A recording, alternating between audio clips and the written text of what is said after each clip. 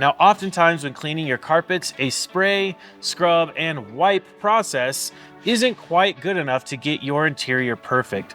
Now, Adams Polishes offers Mytee Carpet Extractor products, and they come in different shapes, sizes, and features, and each one is designed to benefit you, the user, to get your carpets and your upholstery perfect. Now, the head of the Mytee units has the clear plastic on the top, so it allows you to monitor what you're extracting or how much you're extracting once you get your solution filled. So using the Adams Polishes extractor shampoo mixed with the water that goes into the unit, first things first is you want to prime your carpet extractor, and this is for all the units here. So priming your carpet extractor means getting your extractor hose set up and your solution hose set up. First, turn the water pump on the unit. Pull the trigger of the extractor, and what you can do is aim it back into the solution container here. You want a steady stream of the water and extractor solution going back into your unit. You can go ahead and turn the heating unit on. The heating unit takes roughly 10 minutes to really get going,